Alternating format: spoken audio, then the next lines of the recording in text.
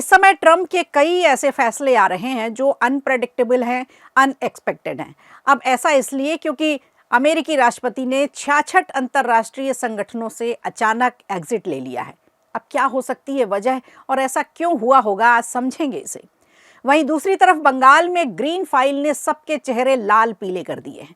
ED की एक छापेमारी में ऐसा क्या मिला कि ममता बनर्जी खुद दौड़ते दौड़ते मौके पर पहुंच गई, और क्या था उस हरी फाइल में जिसकी चर्चा इस समय सबसे ज्यादा हो रही है, ये भी बताएंगे आपको। और इसके अलावा खबर है कि बिहार में महागठबंधन टूटने वाला है और आरोप लग रहा है कांग्रेस पर।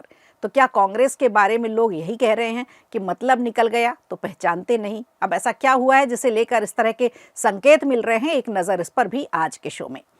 नमस्कार, खबर प्रधान शो देख रहे हैं आप और मैं हूं संगीता श्रीवास्तव।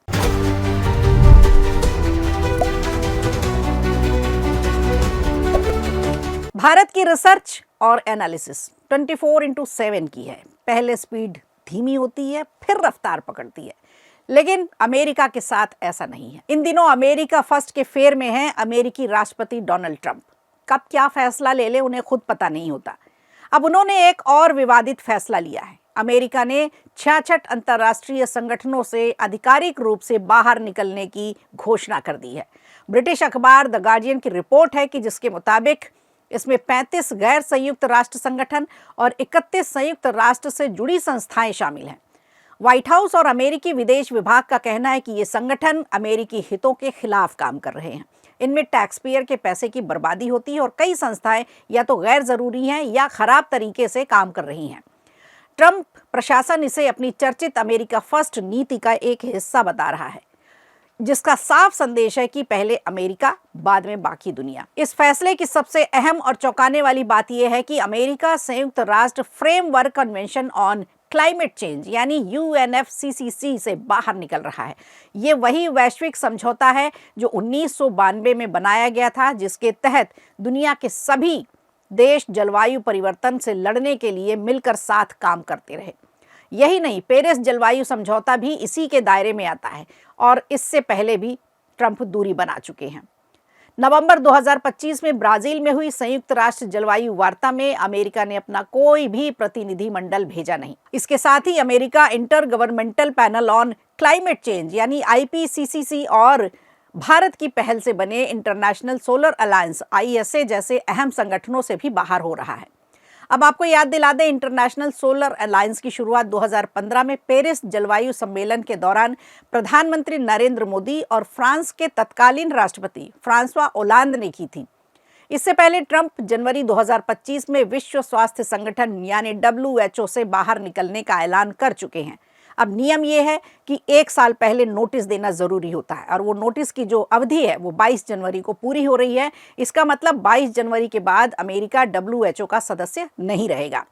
जानकारों का कहना है कि ये फैसला वैश्विक जलवायु प्रयासों के लिए एक बड़ा झटका साबित हो सकता है। ट्रंप के इस कदम की कड़ी आलोचना भी हो रही है। जो बाइडेन प्रशासन की पूर्व जलवायु सलाहकार जीना मैकार्थी ने इसे शर्मनाक बताया है, कमजोर सोच वाला बताया है, मूर्खतापूर्ण फैसला बताया है। वहीं नेचुरल रिसोर्सेज डिफेंस काउंसिल की अध्यक्ष मनीष बापना का कहना है कि इससे अमेरिका चीन के मुकाबले कमजोर पड़ेगा, क्योंकि चीन स्वच्छ ऊर्जा तकनीक में तेजी से आगे बढ़ रहा है। अब सवाल ये है कि क्या अमेरिका का इस तरह का फैसला उसे वैश्विक मंच पर एकदम अलग थलग कर देगा या फिर ट्रंप समर्थकों के लिए संप्रभुता और पैसे की बचत का प्रतीक बनेगा।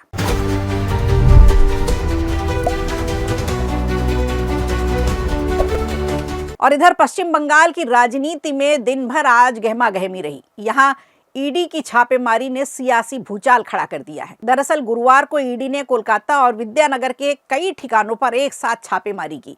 इनमें सॉल्ट लेक के पॉलिटिकल कंसल्टेंसी फर्म IPAC के दफ्तर में, लाउडन स्ट्रीट में IPAC के डायरेक्टर प्रतीक जैन के घर पर ईडी की रेड ने ममता सरकार को एक बार फिर चर्चा में ला दिया है। ये कार्रवाई मनी लॉन्ड्रिंग से जुड़े एक केस के सिलसिले में की गई। छापेमारी के दौरान ईडी अधिकारियों ने प्रतीक जैन से पूछताछ की, लेकिन इस कार्रवाई ने उस वक्त नया मोड़ ले लिया जब पश्चिम बंगाल की मुख्यमंत्री ममता बनर्जी खुद प्रतीक जैन के घर पहुंच गई। जानकारी मिलते ही ममता बनर्जी सीधे लाउडन स्ट्रीट उनके आवास पर पहुंची और छापेमारी के बीच ही वो घर के अंदर प्रवेश भी कर गई। कुछ ही देर बाद ममता बनर्जी अपने हाथ में एक हरे रंग की फाइल लेकर बाहर आई, जिसकी चर्चा इस समय सबसे ज्यादा हो रही है। इसी ग्रीन फाइल की चर्चा है। ये ग्रीन फाइल इस समय सियासी चर्चा का केंद्र बन चुकी है। ममता बनर्जी ने इस पूरी कार्रवाई को दुर्भाग्यपूर्ण बताया और राजनीतिक साजिश करार दिया है। उन्होंने कहा कि ये वो सारी जानकारी जुटाने की कोशिश कर रहे हैं कि प्रतीक जैन क्योंकि मेरी पार्टी के प्रभारी हैं। साथ ही ममता बनर्जी ने खुद बताया कि उस फाइल में है क्या। दरअसल ममता बनर्जी का आरोप है कि ईडी ने छापेमारी के दौरान टीएमसी के आंतरिक डेटा जब्त करने की कोशिश की है। उन्होंने कहा कि इस फाइल में हमारी पार्टी की हार्ड डिस्क है, जिसमें आगे की रणनीति है, चुनावी योजनाओं की पूरी जानकारी है। वो हमारी पार्टी की रणनीति चुराना चाहते हैं। सीधा सीधा आरोप बीजेपी पर लगाया है। क्या किसी राजनीतिक दल के दस्तावेज इकट्ठे करना ईडी का काम है? ममता बनर्जी ने इसे असंवैधानिक बताया और राजनीति से प्रेरित कार्रवाई बताया। उन्होंने आरोप लगाया कि ईडी ने टीएमसी का डेटा अपने सिस्टम में डाल लिया है, जो कि एक अपराध है। आपको बता दें, मुख्यमंत्री ने चेतावनी दी है कि अगर हमें दोबारा चुनावी रणनीति बनानी पड़ी तो विधानसभा चुनाव ही बीत जाएगा। ईडी ने सुबह 6 बजे छापेमारी शुरू की थी और जब वहां कोई मौजूद भी नहीं था। ममता बनर्जी ने इस कार्रवाई को डराने धमकाने की कोशिश बताया। केंद्रीय गृह मंत्री अमित शाह पर भी उन्होंने सीधा हमला बोला है। उन्होंने कहा कि ये कानून लागू करना नहीं बल्कि राजनीतिक प्रतिशोध है। वहीं दूसरी ओर इस पूरे मामले में भाजपा ने भी पलटवार किया। भाजपा कहां पीछे रहने वाली थी। उसने भी बोला कि बंगाल में विपक्ष के नेता शुभेंदु अधिकारी ने इनका पक्ष लिया और ममता बनर्जी के ईडी की छापेमारी के दौरान प्रतीक जैन के घर जाने को असंवैधानिक हस्तक्षेप करार दिया है। जब ईडी की कार्रवाई चल रही है तो सीएम का वहां जाना कितना जायज है, कितना नहीं, इस पर शुभेंदु अधिकारी ने आरोप लगाया है। शुभेंदु अधिकारी ने कहा कि मुख्यमंत्री का यह केंद्रीय एजेंसी की जांच में सीधा सीधा हस्तक्षेप है।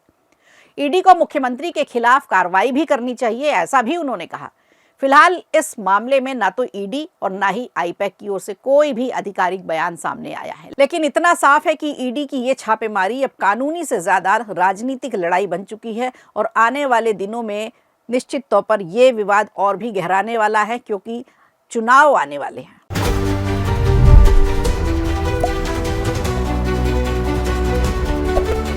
और इधर कांग्रेस की बात करें तो कांग्रेस के लिए ये बात बिल्कुल सही बैठती है कि हम तो डूबेंगे सनम, तुमको भी ले डूबेंगे। बिहार में चारों खाने चित्त कांग्रेस अब अपनी राजनीतिक जमीन तलाश रही है। पूर्व कांग्रेस नेता शकील अहमद खान ने कांग्रेस को सलाह दे डाली है। लंबे समय तक कांग्रेस के नेता रहे हैं, लेकिन खुद ही इस्तीफा दिया उन्होंने कांग्रेस की नीतियों से नाराज होकर।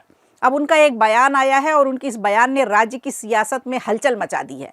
शकील अहमद खान ने साफ शब्दों में कहा कि बिहार में कांग्रेस को अब आरजेडी से अलग होकर आगे बढ़ने की जरूरत है, क्योंकि गठबंधन में रहने से लगातार पार्टी को ही नुकसान हुआ है। ये बयान ऐसे समय में आया है जब दिल्ली में कांग्रेस आलाकमान के साथ बिहार को लेकर एक अहम बैठक हो चुकी है। इस बैठक को बिहार कांग्रेस की रणनीति के लिहाज से बेहद महत्वपूर्ण माना जा रहा है। अब शकील अहमद खान ने बैठक को लेकर बड़ा खुलासा करते हुए बताया कि दिल्ली में मौजूद बिहार के करीब 60 संभावित उम्मीदवारों और जिलाध्यक्षों ने एक सुर में कहा कि कांग्रेस को बिहार में अकेले चुनाव लड़ना चाहिए था और उन नेताओं का मानना है कि लगातार गठबंधन की राजनीति में कांग्रेस की अपनी पहचान कमजोर होती जा रही है और आरजेडी के साथ रहने को पार्टी को अपेक्षित राजनीतिक लाभ नहीं मिल पा रहा है। शकील अहमद खान ने यह भी कहा कि कांग्रेस एक राष्ट्रीय पार्टी है जिसे सभी जाति, वर्ग और धर्म के लोगों को साथ लेकर चलना आता है। आपको बता दें, ये बयान ऐसे समय में आया जब तेजस्वी यादव अपनी पार्टी के कमबैक की सोच रहे हैं, अपनी ही पार्टी को खड़ा करने की सोच रहे हैं, क्योंकि चारों खाने चित्त तो आरजेडी भी है। लगातार सभाएं, रणनीति, यात्राओं के बाद रिजल्ट वो नहीं मिला जो मिलना चाहिए था। लेकिन दूसरी तरफ कांग्रेस की आरोप प्रत्यारोप, अब भले ही हारने के बाद एक दूसरे पर आरोप प्रत्यारोप लगाते रहें, उससे हासिल क्या होता है? अगले 5 साल तक का इंतजार तो करना ही पड़ेगा। कांग्रेस के अलग होने से आरजेडी को झटका तो नहीं लगेगा, लेकिन हाँ, आरजेडी के खिलाफ एक माहौल बनाने में कांग्रेस जरूर कामयाब हो सकती है, क्योंकि अब अगले चुनाव की अगर तैयारी की जाएगी तो पूरी तौर से 5 साल का वक्त है। अभी नई सरकार बनी है और भाजपा को फायदा पहुंचाने के लिए शकील अहमद का ये बयान काफी है। तो खबर प्रधान में आज के लिए इतना ही। दीजिए इजाजत, नमस्कार। वीडियो अच्छा लगा हो तो लाइक कीजिए, शेयर कीजिए और कमेंट बॉक्स में हमें जरूर बताइए।